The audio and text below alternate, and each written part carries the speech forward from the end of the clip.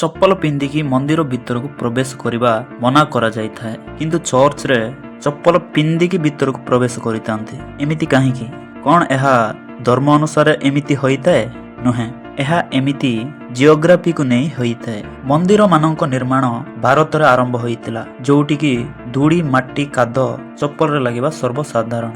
କିନ୍ତୁ ଚର୍ଚ୍ଚର ନିର୍ମାଣ ପ୍ରଥମେ ୟୁରୋପରେ ଆରମ୍ଭ ହୋଇଥିଲା ଏଣ୍ଡ ସେଠାରେ ମାଟି ଧୂଳି ବହୁତ କମ୍, କାହିଁକି ନା ୟୁରୋପ ଏକ ବରଫ ଅଞ୍ଚଳ ଏଣ୍ଡ ସେଠାରେ ତଳେ ବହୁତ ଥଣ୍ଡା ହୋଇଥାଏ। ଖାଲି ପାଦରେ ଚାଲିବା ବହୁତ କଷ୍ଟ, ସେଇଥିପାଇଁ ସେଠାରେ ଲୋକମାନେ ଚପଲ ପିନ୍ଧିକି ଚର୍ଚ୍ଚକୁ ଯାଉଥିଲେ। ଏବଂ ଆପଣ ଭଲରେ ଅବଜର୍ଭ କଲେ ଚର୍ଚ୍ଚରେ ବେଞ୍ଚ ମଧ୍ୟ ଥାଏ, କାରଣ କଣ୍ଟିନ୍ୟୁଅସଲି ବରଫ ପଡ଼ିବା ଯୋଗୁଁ ତଳେ ବହୁତ ଥଣ୍ଡା ହୋଇଥାଏ ଏଣ୍ଡ ତଳେ ବସି ପ୍ରାର୍ଥନା କରିବା ମଧ୍ୟ କଷ୍ଟ ହୋଇଥାଏ। ସୋ ଲୋକମାନେ ଆରାମରେ ବସିକି ପ୍ରାର୍ଥନା କରିବା ପାଇଁ ଚର୍ଚ୍ଚରେ ବେଞ୍ଚ ରଖାଯାଉଥିଲା। ସୋ ଏହି ସବୁ କାରଣ ଗୁଡ଼ିକ ଯୋଗୁଁ ଚପଲ ମନ୍ଦିର ବାହାରେ ରଖିଥାନ୍ତି, ଚର୍ଚ୍ଚରେ ଚପଲ ପିନ୍ଧିକି ଯାଇଥାନ୍ତି।